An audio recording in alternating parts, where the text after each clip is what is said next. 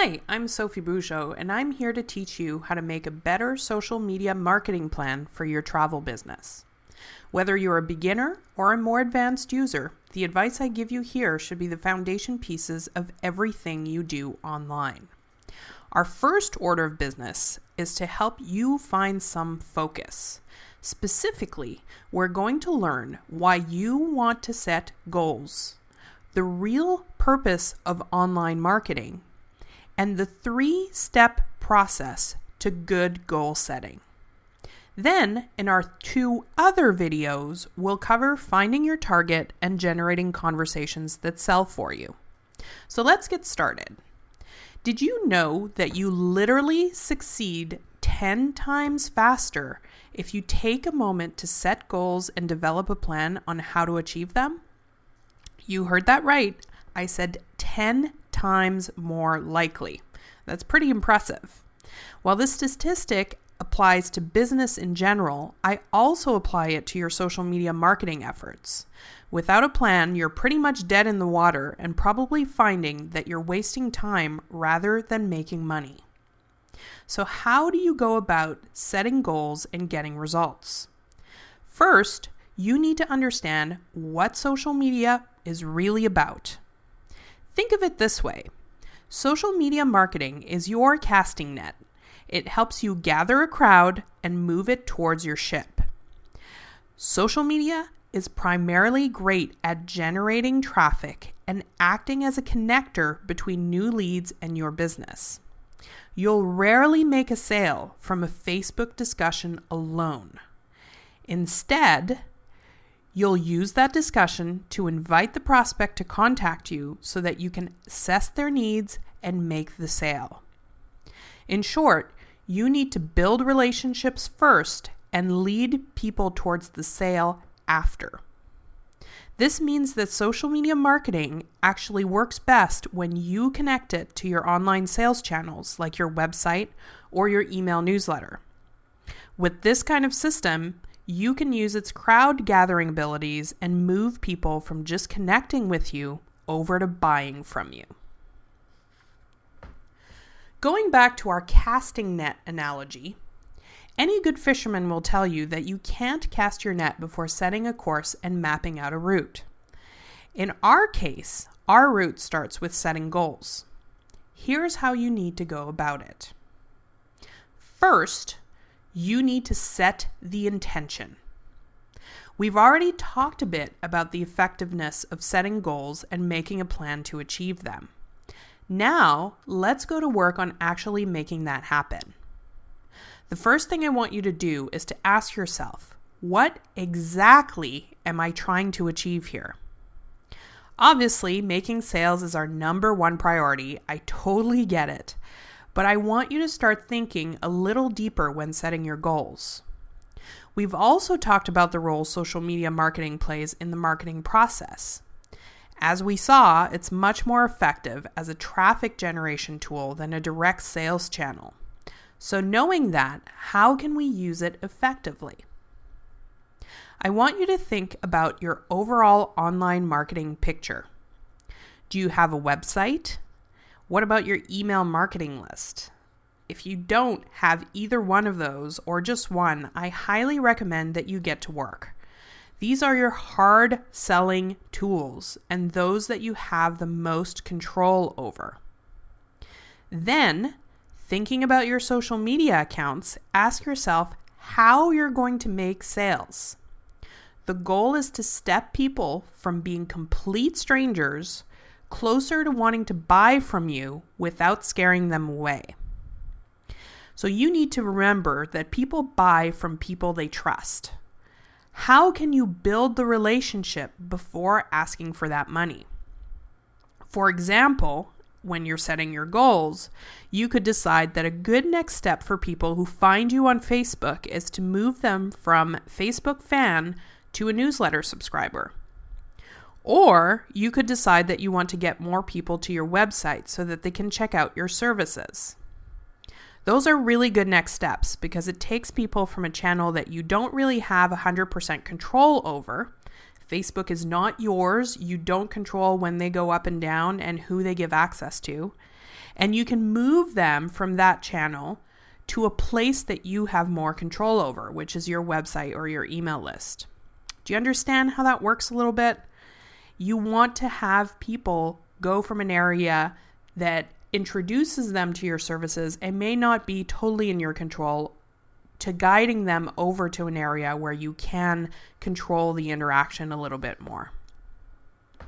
So step number 2 in our goal setting process is all about keeping things simple. Why? Because it makes life easier for you on so many levels, and you're more likely to stick to the plan if it's something that you find simple as well. So when you're thinking about what you want to accomplish, identify one thing per goal and keep your goal list to between 3 and 5. It's a manageable number that won't make you go insane or feel overwhelmed trying to keep up and execute. If you've checked these goals off your list at some point, you can then look at setting new ones and looking at new things that you want to accomplish. But for now, I want you to stick to those 3 to 5. The trick is to keep things short and to the point. Here are a few examples to help you get going. I want to increase the weekly traffic to my website by 10%. I want to increase the number of consultation requests I receive each month by 2. I want to double the number of email subscribers on my list in 3 months. Do you see what I mean now?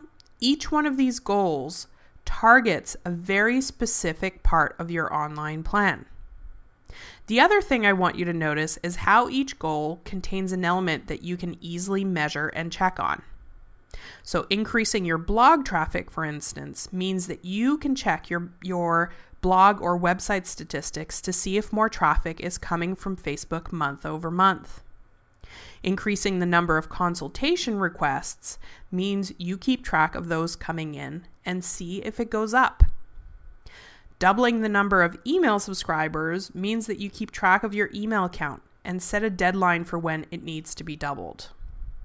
This is really, really easy to do and so important because it's how you'll know if you're working or not, if you're actually achieving those goals. If you're not seeing the results that you want when you check in, you know it's time to up your game or change strategies. Step number 3 is to decide how you're going to get there. So it's a great thing to say, this is where I want to go, but how are we going to actually get there? Again, keep it simple and write down the broad strokes of your plan. We don't need to go in the nitty-gritty, just the broad strokes of how you want to get things accomplished. The details are going to change and adapt as you go along, and you need to adapt with that. This is where your plan can start differing from what your competitor might be planning. Try to think about your audience specifically and what works best with them. Then tailor your plan accordingly. First things first, choose the channels you want to focus on. There are a lot out there, and you can seriously make a full-time job out of keeping all of them active. Instead, I want you to pick your focus based on 3 major things. The first one is, where is your audience hanging out? We'll talk a bit more about this point in our next video, but start thinking about that. Where are they hanging out online? Are they more Twitter folk or Pinterest or Facebook? Start identifying where they are.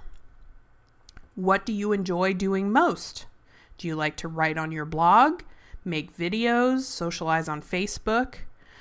While you can't pick 100% based on this, choosing a channel that you're naturally drawn to will give you much better results. Picking something you hate, on the other hand, will make it really painful for you to maintain and show through in your posts. People are going to be able to tell that you're hating every minute of it, and that's not good. The third thing I want you to consider is how much time you can dedicate to making this work. So for instance, something like Twitter requires shorter messages but a more frequent presence. And then something like Facebook can be helpful with a short update once per day. So be realistic about the time you have to work on the system, and that will start dictating the channels that work best for you. Once you've identified your channel, I want you to then write down 3 to 5 action steps that you'll take to help yourself get closer to each one of your goals. So for example, if I choose increasing my email list as a goal, what can I do to help myself achieve it? I could say something like, I'll post a sign-up form in an app on my Facebook timeline. I'll create a free information piece that I can give away as a freebie to new subscribers. I'll run a Facebook ad to promote my freebie at least 5 days per month on Facebook. So you see how those can actually be very concrete steps that you take, and then all you need to do is start implementing. So congratulations, you've just stepped through the 3 crucial steps to getting more focus. It's time for you to take some action. I want you to take around 20 minutes to think about where you want to take your social media marketing efforts.